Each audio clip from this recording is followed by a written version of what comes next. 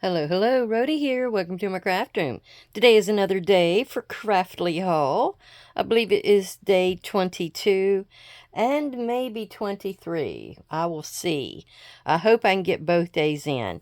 All right, here's our sneaky peek of the day. This is more of my mom's little journal. I don't know, it's sort of a shabby chic style. And I used a secret garden from the journal boater. And I just love this kit. That was one of my first kits. I knew she loved gardening, so that's why I got it. And this guy here, I worked him into my that farm journal. That was the Farmer's Almanac journal. I think he's on the front page. But I love this. Oh. I must have used the scrap or something. Um, but yeah, that's from the actual kit. One of the tags. And it had keys in it, and you know I love keys, so I had to go for that. Oh, this is what you need to see today, because I needed to show you something interesting. This I made up, and it was like a little faux file folder flip. Say that 3 times fast. So I had all of these freebies, I believe they were, from Scrapbooking with Me. I believe that's where all of those come from. So I decided to just cut them in like a little rectangular shape. I cut these out of pink cardstock. Well, that one's out of green.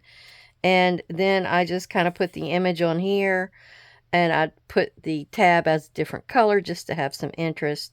And then a few little gewgaws. Like I have Delight here.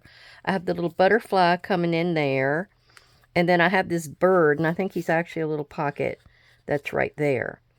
And so all you have to do is put them on here. I don't know if you call that a shim or like a fold. I just took a piece of the same cardstock and folded it in half.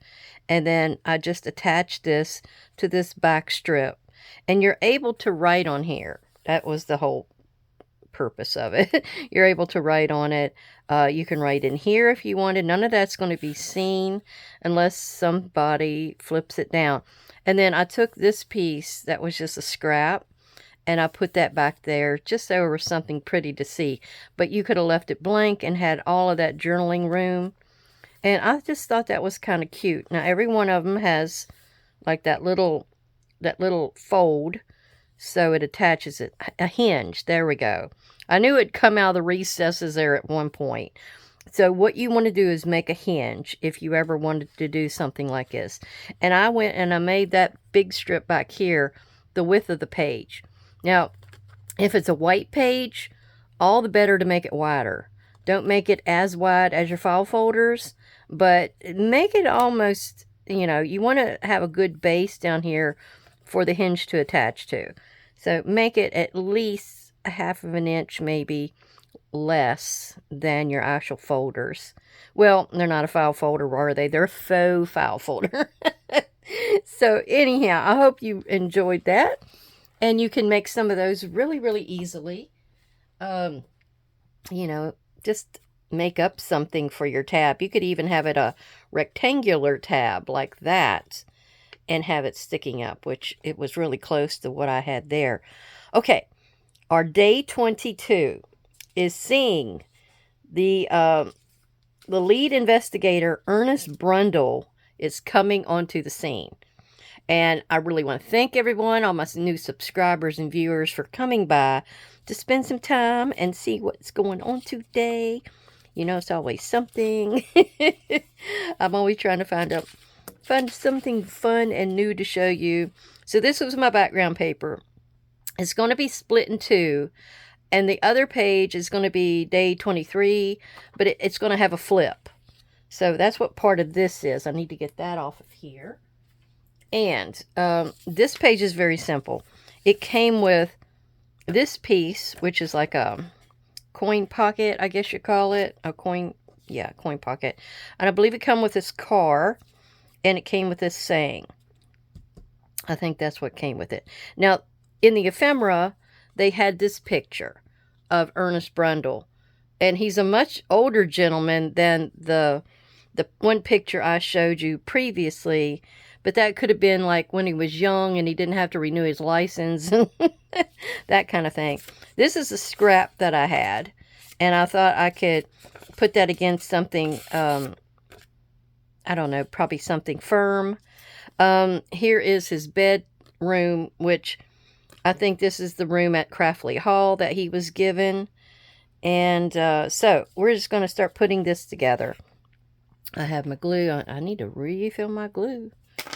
But I inked the inside of this and just got it kind of colored up. And I do need to fold this first before I get to gluing it, because this will be on the inside.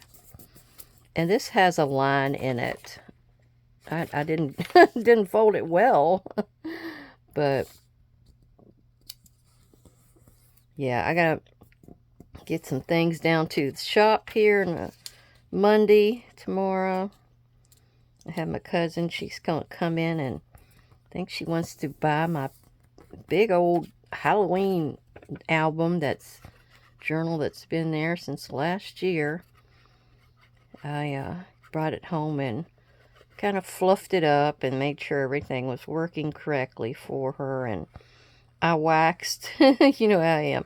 I waxed some of those edges of the pockets, like the tower pocket. I had to wax the edges of that because that wasn't going in as smooth as I liked. So I did a little maintenance on it. Now this looks like it's the same color. It's almost like it's a blue. So it goes really, really well here. My thought is to put this like up here. And we are going to have this inside of the pocket. And this is going to be on top of it. Then this is probably going to go up here. And we're going to kind of figure out how to put this here. I think maybe that there. And then his car will go here. And I think that's the best way to go about it. I do have a lot of room on there. I've seen a lot of people sometimes will kind of frame that. I do have a frame. Let me find those. All right, none of the frames are big enough. They're all really small. So I have this scrap over there. You probably saw it from the other day when I made the wallpaper trim little book. Yeah, that was a piece that was left over from that. And I thought it would work perfectly here. You can still write on it. I could have used a, gosh, I can't think and talk at the same time.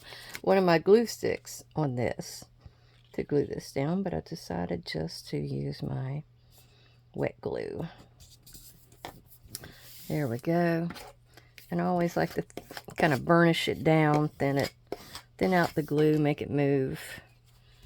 And there. And oh, that's about time to get rid of that. We have the bed, which I'm going to just put right there. I did have some candlesticks. I don't know whether to put the candlesticks here with his bed. It needs something else here. And I think I'm going to wait because I do have some of his equipment. Do I have 18 on here somewhere? Yeah, I do. Okay, making sure I have everything written down. So I have some of his equipment that is to go on the page to the right of us. And that, I'm sure I'm going to need space for a few more of his pieces of equipment. So that's why I'm not going to worry so much about these empty spots. And I'm going to fill them in with some of his equipment I can't get on the opposite page or on the flip out. Because I am going to have a flip out. And if you're wondering why I haven't read to you yet, I'm going to do that when I start to do the second page. Because this page here, there was only one sentence. And it was talking about him being, you know, the impression that he made on the binders when he made the scene. And that's the only sentence that went here. Then he starts to set up his equipment. And that's where it starts to talk about things. So I'm going to go ahead and brush these edges with my scorched timber. And I watched a few of my older videos that somebody else was watching. I was thought I'd watch it and see how I was back then. But I was using my ground espresso back then, and boy, you can really tell the difference. This one really covers your edge and everything. And I could have inked back here, but I'm not going to worry about that. I got a little goo got right there. All right. So we're just going to go ahead and glue this down as is. I'll frame him right in the center of that. That will be good. And I have his badge, or whatever you want to call it, his identification, will be in a kind of a folder, suitcasey sort of situation that I'm going to come up with. And that may be for the very front of the book. I really think that's where I'm going to put it. Because I need to have his team that comes in at the end of the story. I need to have theirs in there as well. And it'll be kind of a prelude to you being introduced to all the characters, I guess you would say. But this whole journal that I'm going to do is going to be along the concept of it being his files on the Craftly Hall situation that has occurred. All right, does that fit down in there? Oh, good grief. That's not, that wasn't glued down. You have to watch these corners, especially on the items that are going to go into a pocket. Yeah, right there. Push it down. Push it. Give it a good push. There we go. All right, and then the back could have something. You could ink it if you don't like the white or however, and I could have done the corners because I never like the corners to be kind of pointy like that. I think they'll poke through, especially that pocket is copy paper. Yeah, I had to make a choice. When I was printing things out, I had to make a choice which way I wanted to print it. And I thought with file folders, I printed it out on cardstock. But with these type of pockets, or the double tags, I just went ahead and made it the other way. I just made it with copy paper to kind of save. And sometimes it's easier to cut things out with a copy paper, and sometimes it's not. Okay, so we're going to put this down here.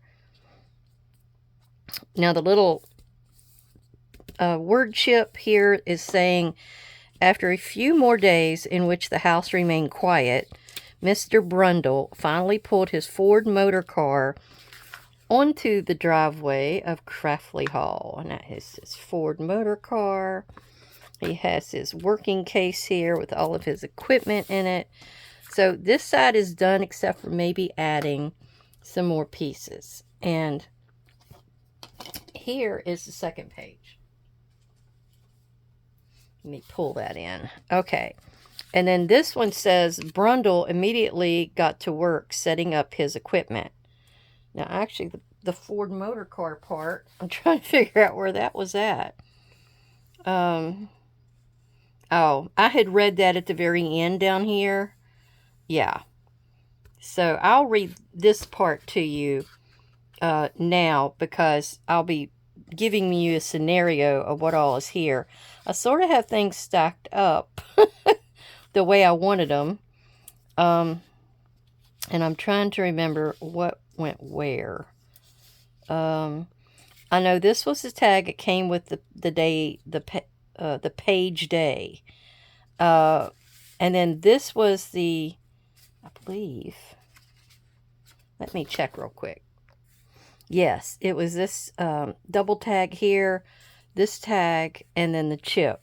And actually over here, this didn't come with it. This was a piece that came later on in the ephemera. There was actually a tag, but it looked almost exactly the same. So I went with this. So we have, um, he had already, he explained, taken a room at the nearby inn. We're talking about Mr. Brundle. And after a few more days in which the house remained quiet, he finally pulled his Ford motor car onto the driveway of Craftley Hall. And then he seemed to the Binders a charming man, well educated and respectful of their situation. He immediately got to work setting up his equipment. From his car, he brought measuring tape, cord, electric flex. Where is that paper at? Okay, this is the paper that's got all of his equipment on it. So he brought measuring tape, cord, electric flex, batteries, a reflex camera, a cine camera, flash bulbs, tripod, string, a torch, a thermograph with which to measure discrepancies in temperature, infrared lamps, graphene for the examination of fingerprints, and several other items. He explained to them how any movement would trigger the camera to snap images, and that was this camera, to snap images. And let's see, how he would be able to retrieve fingerprints should any items be displaced, and asked them to get as much rest as they could, since, should they choose to join him, their vigil would continue through the entire night. After they had agreed, and after Mr. Brundle had seen the terror in the eyes of Rose and the worry etched into the face of her husband, and told them to call him Ernest in an attempt to put them at ease, he too settled that he would forfeit his room at the end and accept their kind offer of sleeping at the house once the watch was completed. So he took a room there. He had told them that Craftley Hall seemed to him quiet and calm and quiet, and that he would be surprised should he detect anything other than the creaking of old beams and the typical settling of a house as the night crept in. Indeed, as he walked through the rooms during the night, while Rose and Geoffrey sat with some trepidation in the study, he was unable to find anything to rouse his suspicions that the building was either haunted or that someone within its bounds was responsible for the disturbances. It most likely does have something to do with the unruly local youths, he considered, eventually concluding the night at the room eventually concluding the night at the room Rose had prepared for him, having taken only a few notes, seeing no lights from the flash bulbs or unusual readings from the thermograph. He placed the notebook on the table beside the bed, lay back onto the mattress, and closed his eyes. That's where we're stopping. Because I know the next one is coming up here.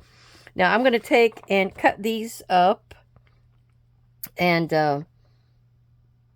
I think I'll do that next. We're going to go ahead and get this prepared here. And get this all figured out. Let's see what I got there. That's day 23. That's on my ephemera. I did pull this little girl because I wondered about using her.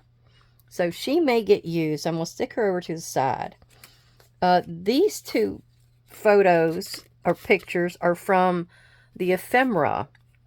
And this is that camera, I think the same one here, that it will flash when something is in the screen. It flashes automatically. And I don't know if you can see it. This is like one of the photos that they gave us to use if we wanted. But can you see that's that hand without the finger? That's that convict.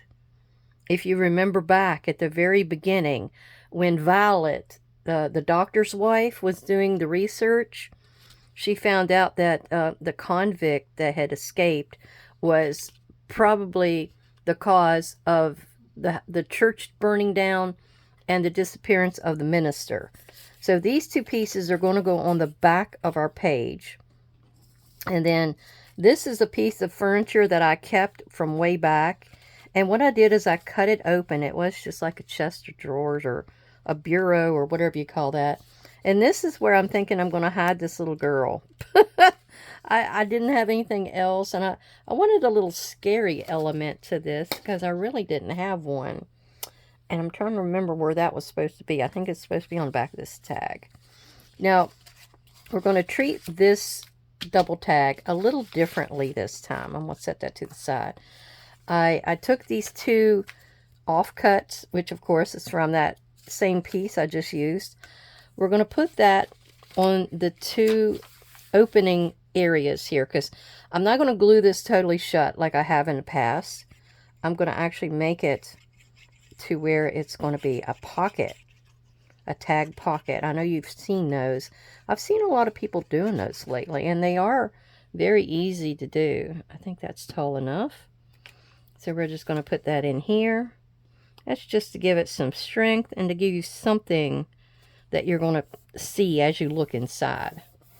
Okay. Got a little bit. Oh, it was, yeah, from the top, from the top there. Okay, I'd already inked this, but let's see. We're going to go ahead and get this other side made up. I'm always trying to think of something different, a different way to have your items in this kit to interact with you. And yeah, I was doing that tuck system there for the longest time. And, you know, after a while it gets kind of boring. It's just the same old, same old.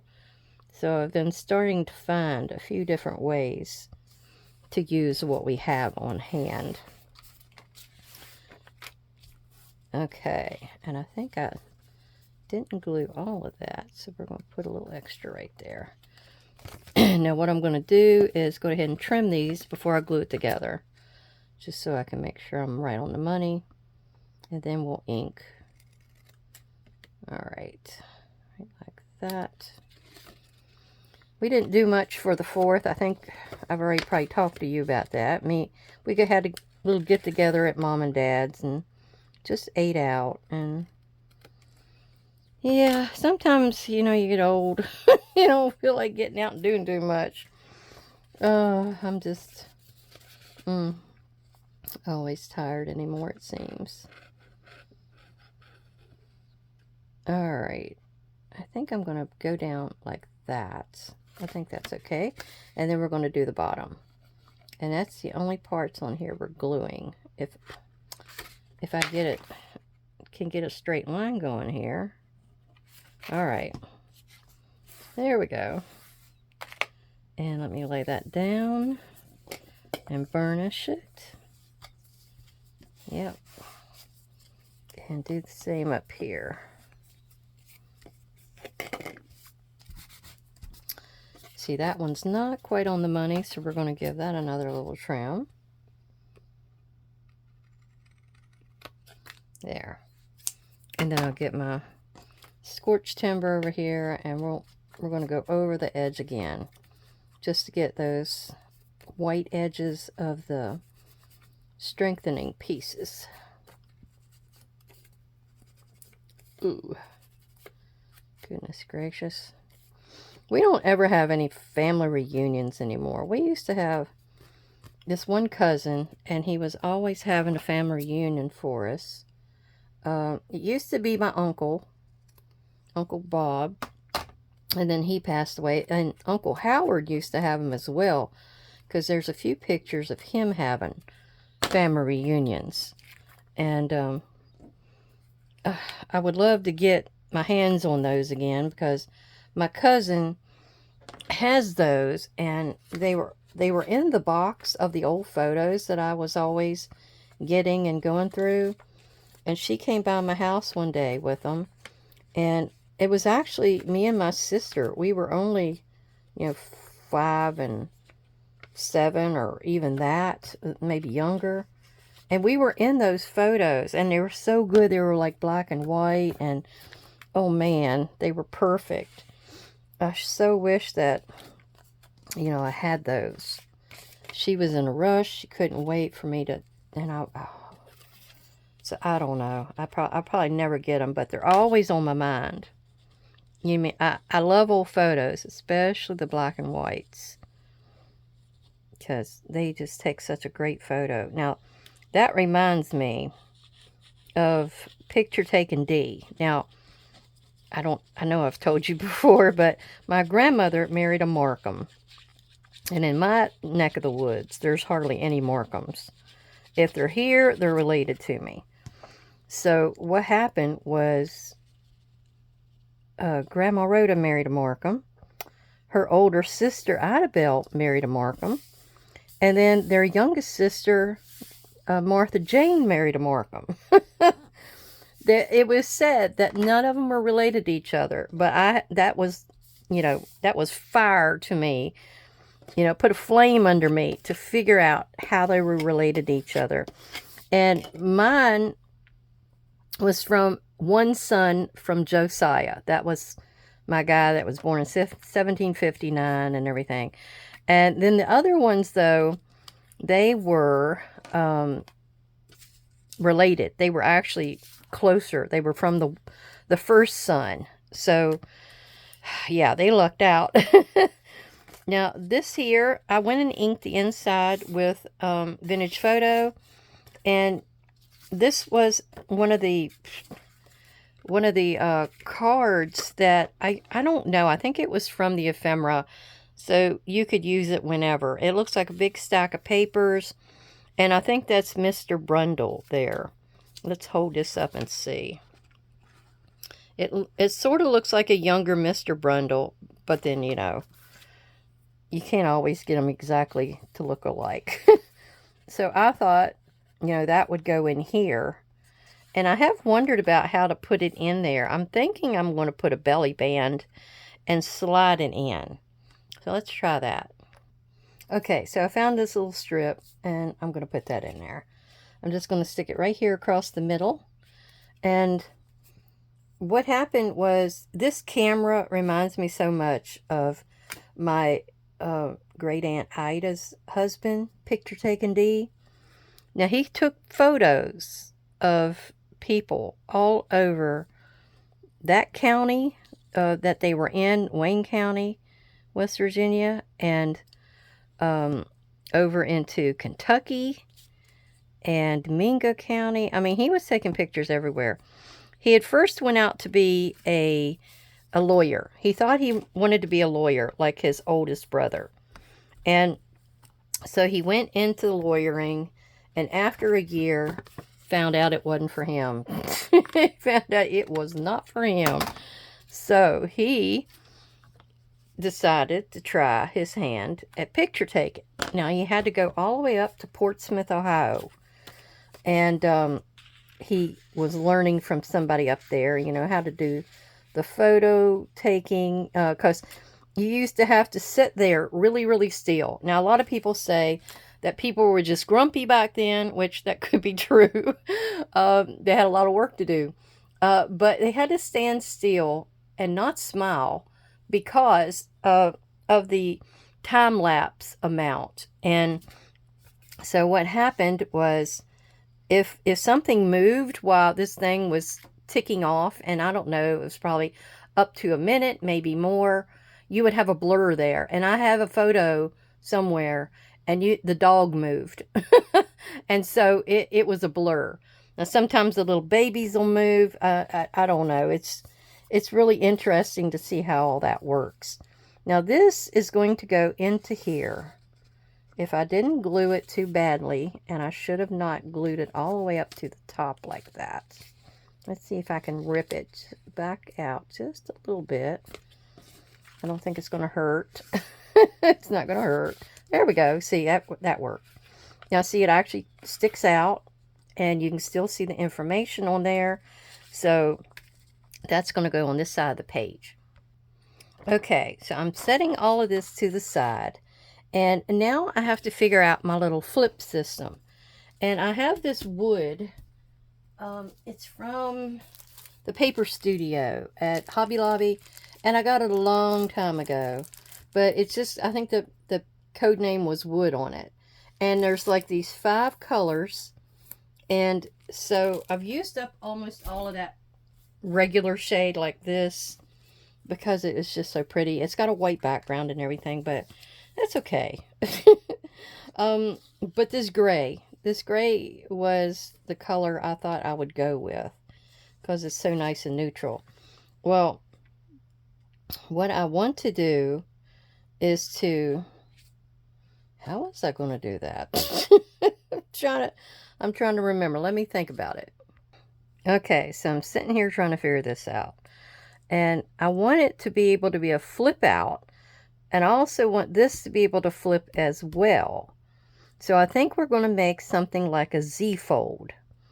And I'm setting it here because I definitely want this tab to stick out. And actually, I don't know that I want all of it to stick out. So I may go over just a little bit. Now I'm going to make a mark right here. And it doesn't have to be that tall. It might just be the height of this right here. So we're going to make a mark there. And so I also need it to be double-sided because of, you know, being white like this. So let us figure this out. Let me go cut a couple of these pieces, and then we have to make a couple of flips as well. Okay, I have these 2 pieces cut out, and I'm going to have to glue them together. But before we do that, we have to make our hinges. So I got this page, well, I think about 2 inches, and it's about that length. And I scored it just so I could fold it real easy. But we're going to glue these 2 pieces together, and that's going to be one hinge, and then these 2 pieces together, and there'll be another hinge. These were also scraps, you know. I'm always using scraps. So all I need to do is cut these the length of this and just get that out of the way. Don't need those no more. And get the gluing. And yeah, we've got an old photo, or we did. I gave it to my cousin because the photo was of her mother. But Picture Taken D had taken a photo. Now, his name was Moses D. And it was D-E-E. It wasn't an initial. It was like, I was told by a cousin that is his granddaughter that was from the River Dee over in Ireland. Supposedly there's, they're of Irish descent, but, you know, they also could have been from English descent as well, because there is a town called Markham, M-A-R-K-H-A-M, and the way ours is spelled, it's a little different. It's M-A-R-C-U-M. So it was very interesting to find out some of these things, and she used to stay with her grandfather a lot.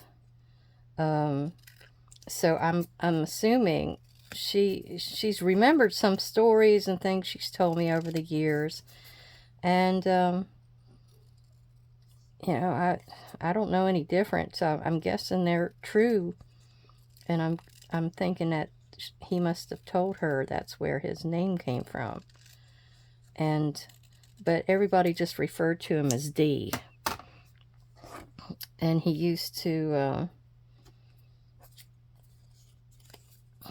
go all over and do these photos for people, you know, just locals, or I think he sometimes went over into Kentucky, which is just next door, basically. Everybody usually goes over and gets married because it's right across the river. All they had to do is take a little boat or a ferry or something and go across the river and find them a minister to marry them. And it was done. They didn't have to go really far off. Some of the courthouses were over mountains and really out there. All right. me trim this one up real quick and then we'll be done.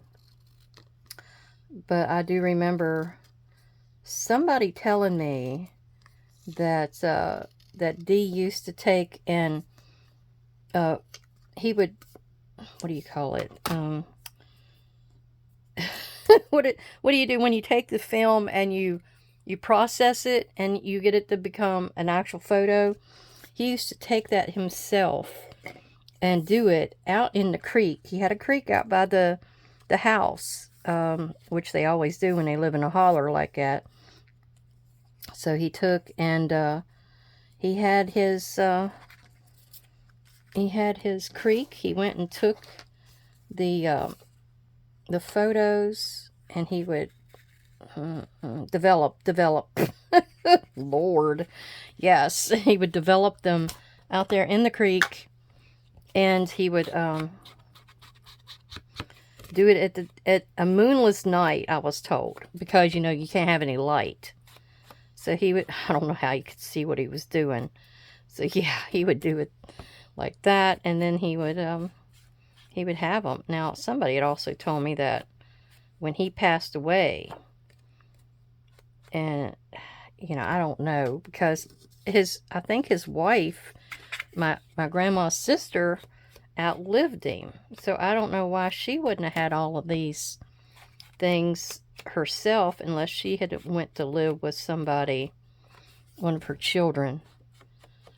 But they said that when they went through his house, that he had all of these glass slides all in boxes in there, and they were like a negative.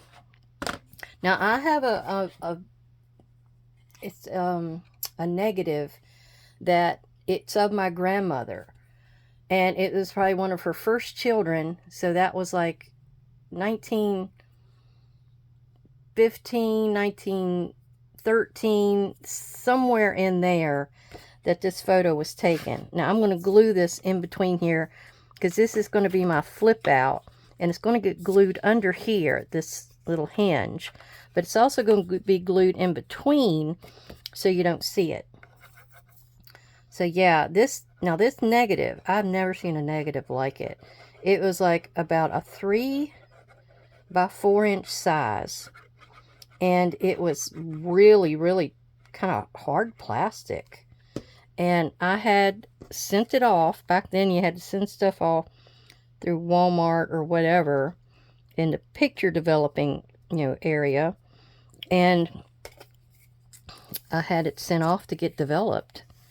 And it took them a long time, but it finally came back. And I think it was my Uncle Bill that was a little baby in the photo with her. So that made it 1917 when the photo was taken. And so yeah, it's very interesting to see that. Now I'm going to go over there and just do a little score line right where those two meet. All right, I got that done. Now we're going to glue these two together, because this is just basically, let's see, wait a minute, maybe not. I think I need to glue something to the other side. So these are going to go together just like that. Let me rethink this. Okay, because this has to go and flip out this way. And I think what I'm going to do is I'm going to glue this to the back side here. And it doesn't have to be as tall.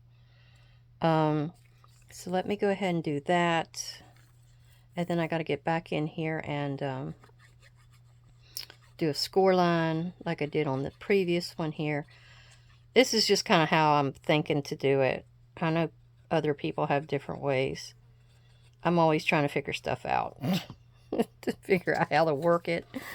So there we go. So that needs to be here so it can flip out. And I think that's going to be close to right on the money. Might need to move that in just a little bit, but not much. Okay. And let me trim that one piece off. And I had put a little score line in here, but I don't know how well that stayed, so we're going to do another one. Okay, so I got my score line in there. And I have to bend it backward because that's the way it's going to be presented on the page. I want this camera to be face up because I love this camera. Yeah, so anyway, with the glass slides, I heard somebody came in and just tossed them all up on the hillside. Like they were just dumping them out.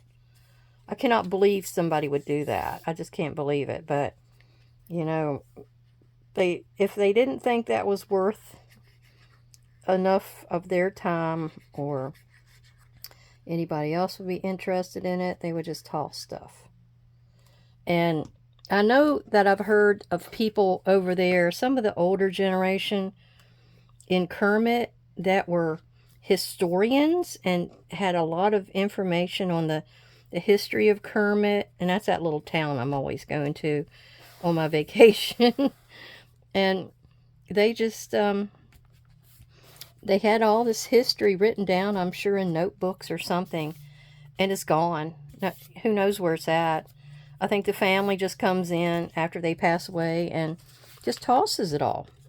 I'm sure that's where it went. Just they tossed it.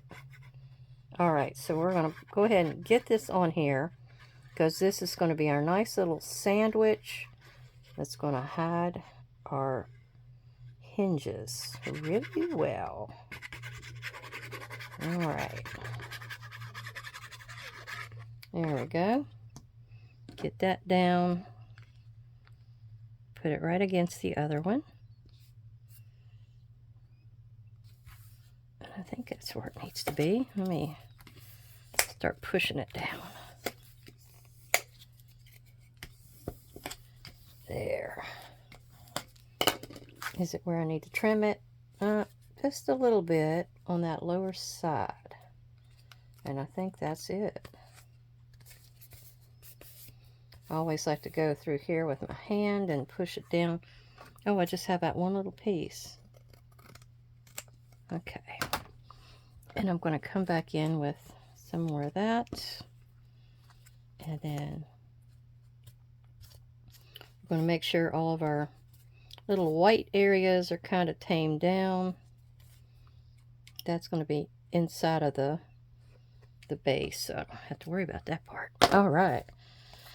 So this needs to be folded backward. And that is to be glued on the back side of our paper here on this side. So you pull it out a little bit more and put us a little glue on there. And if you're doing something like this, you know, it's good to have a bigger piece because one little tiny 1/4 inch strip or something is not going to hold well. All right, so this one, I think I'm going to go lower. It's supposed to be a piece of furniture kind of a situation, so we're going to go lower. Yeah, like that. And then I'm going to come back here and burnish it some more. Make sure it's on there.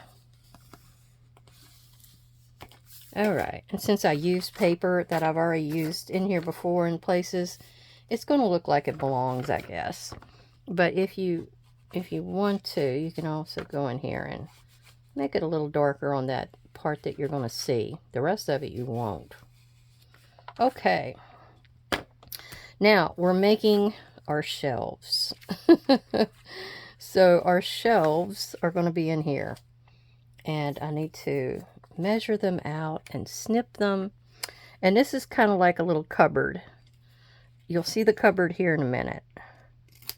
So, that's the size I need. So, I'm going to go ahead and cut maybe 4 of these. Can I get one more out of that? Oh, yeah, I can. Actually, nope. Got one little nub up here. So, yeah, I just hate. I hate when I hear stuff like that. All of this wonderful history, you know, And I guess these people over in Kermit, they really don't have a lot of the history. Now, this guy we used to talk to, Charles Burchett, he's passed away now, but he was a wealth of history for Kermit, and he actually had something written up, about 19 or so pages of information, and he had it written up, and I think I got a copy of it. Yeah, I do. You know, we always go over there. If we can get the information, we'll get. All we had to do is stand there and take a photo.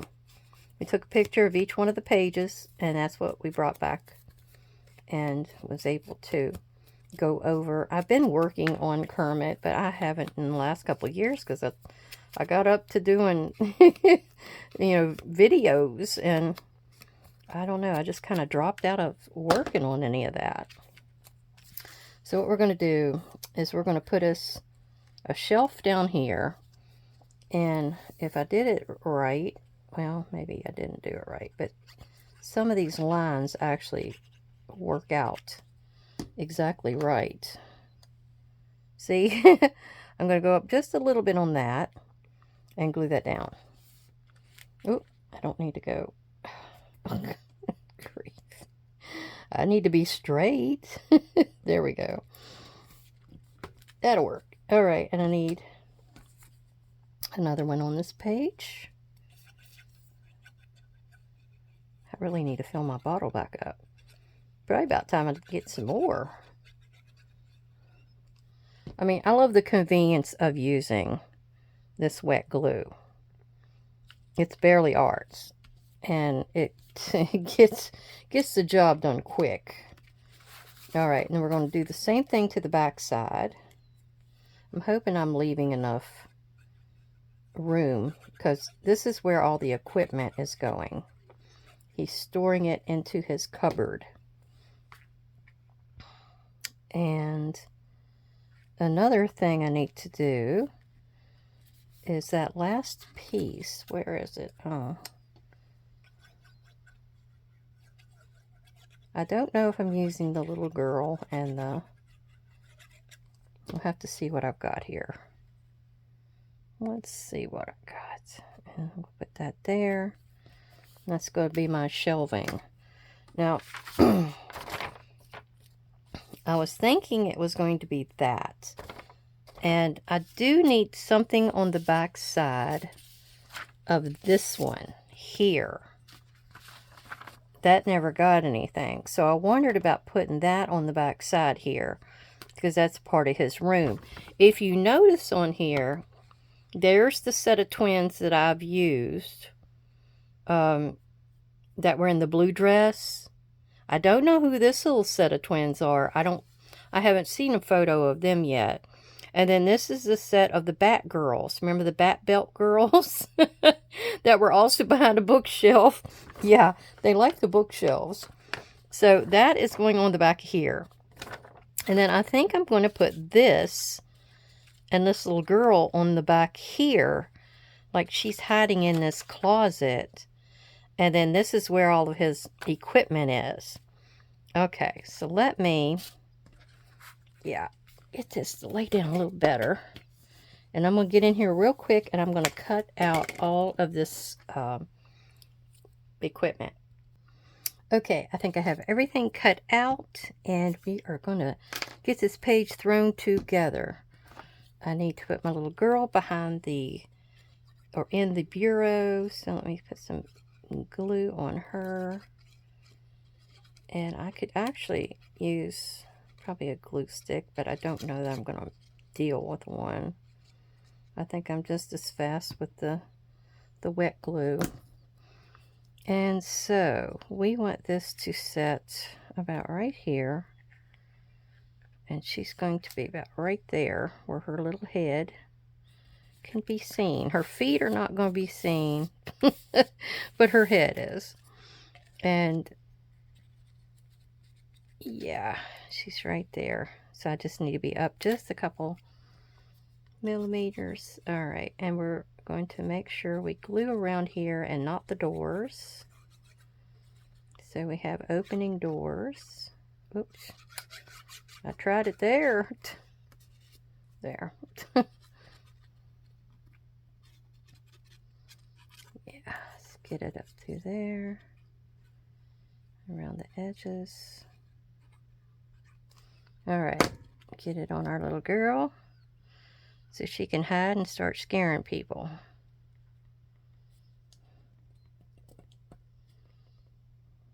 Make sure I got it straight. There we go.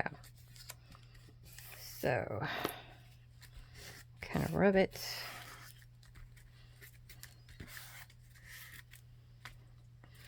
See, I got it straight here, but it doesn't look straight down here, but I'm not going to worry about it. So, yeah, you can open the doors and see the little girl. Good.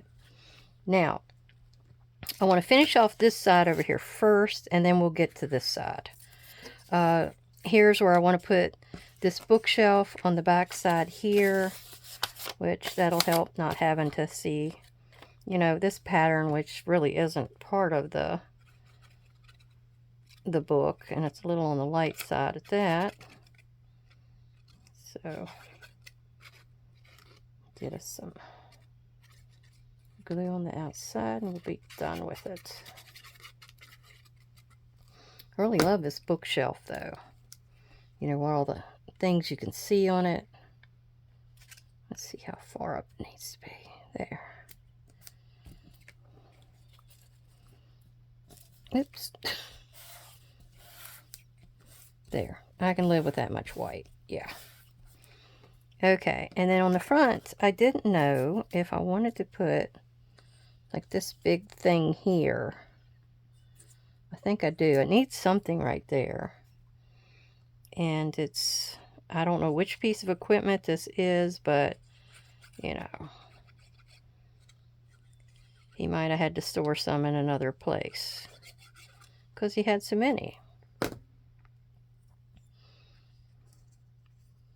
right. Almost looks like a pyramid to me. How cool. There we go. Yep. And that can go back in his pocket. He's got his bookshelf with all his mementos spread out there. There. Now these two are going to go on the back side of all this, but we need to get our goodies in here. Now this piece is a little on the long side, so it's going to have to go back there on the back. This, we're going to take some of our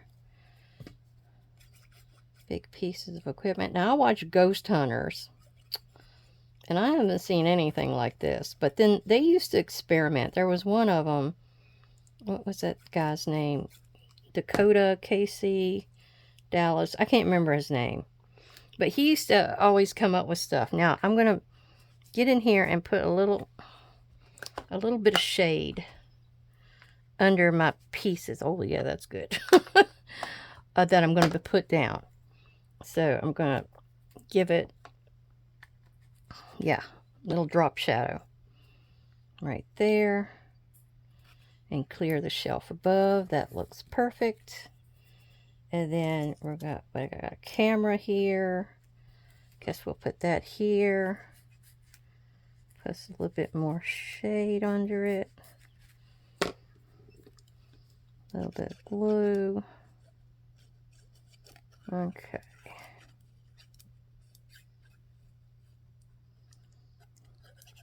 Not sure exactly which camera this one was supposed to be.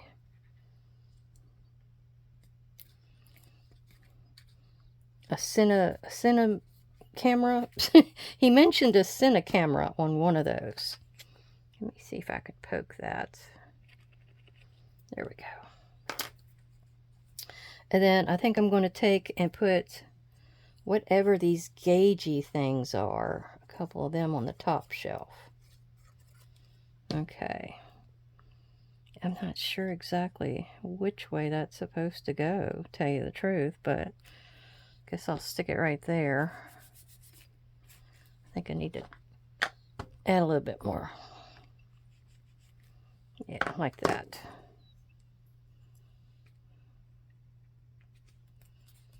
And then we'll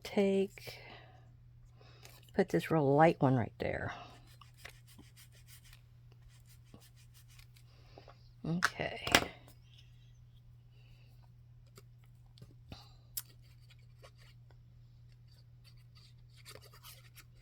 I like to have a variation of my colors. Okay, that one's right there. Now we can flip it to our back side and do the rest of our items here. What is that? So let me get in here and get the shadowing areas working. Ooh, that did a good job there. And then have something else there. I have something there. Oops. Something there. I was a little heavy-handed on that one. Oh, that's all right. These things remind me of a metronome. You know, I didn't take music, but I know they used them in pianos to tick, you know, the timing. So I don't know if that has some kind of benefit to ghost hunting or not. Okay, let's put that one upstairs, and we'll put the 2 dials beside them. See, he's got all of his important equipment out in his cabinet, ready to go. Trying to find... I don't know which way is up. We'll just put it in there.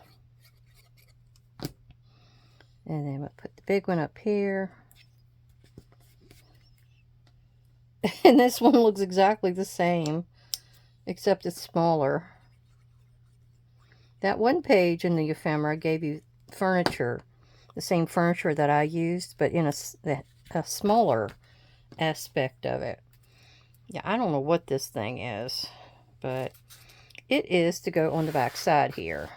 Now this is the results from his camera. It wasn't from this setup of it, or maybe he didn't check his setup of what he captured until like another night later, because he was thinking that he didn't see any lights or anything go off and that kind of thing, but it could have happened and he just didn't realize it. So this camera is going to go up here like that, and then this was the result of what happened,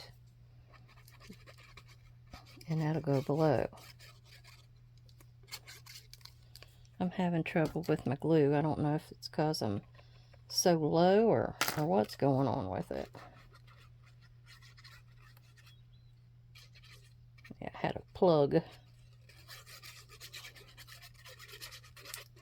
Okay, got one more piece, and then we'll go over our scene.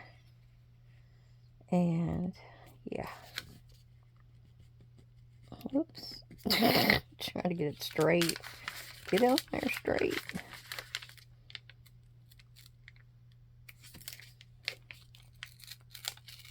Oh, there we go. And this piece. I don't know which way is up on that one either. All right. This looks like their magic wand. So that is going to go, I think I'll just put it over here. Oh, because I did need to put my word chip on here. I forgot about that.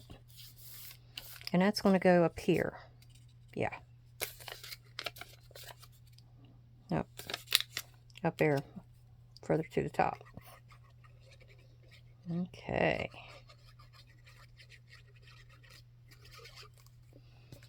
Oh, this thing is telling me enough already. Fill me up. Enough. Okay, good enough.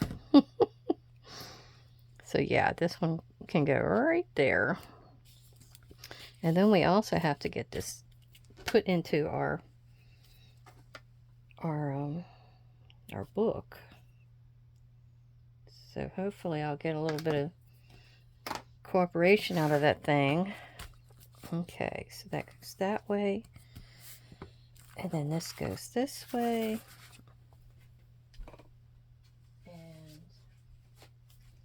We have to get into our book here. And I think put in an extra page as well.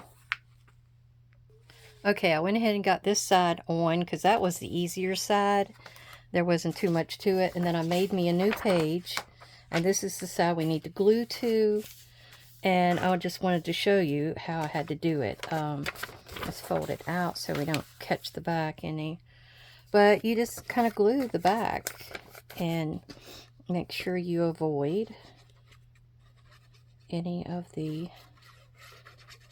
pieces sticking out. I'm telling you, I need to get some extra glue on these corners. The corners are always the worst to try to get down. I don't need it quite that close, but I do need it along this edge. I'll do some wiping off after I get done there. And then I just got to get a little bit on the rest of it here. I think because it's so empty that it's drying up really quickly. And I think that's the issue. So it's always good to keep your bottles full. I just didn't get around to it this time before I filmed. Okay. Okay, make sure I have that done. All right, now this side, right? Yeah. I always try to get that corner first and make that even, and then make sure that bottom corner is even, and I think I'm good. I'll go ahead and start rubbing down because these edges go so fast. I'm going to open it up. There. I can see I either have to put some ink on that or try to cut it. I think I'm going to try to ink it. I don't want to get in there with the scissors.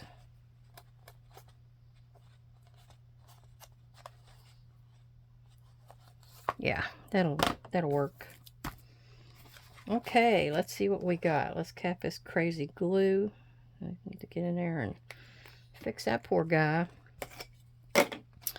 So, this folds back. This folds over. There we go. There is our page. Oh, and we didn't even use any of that extra equipment. But that's okay. I may find something later on that has to do with his stuff. Like, I have a suitcase.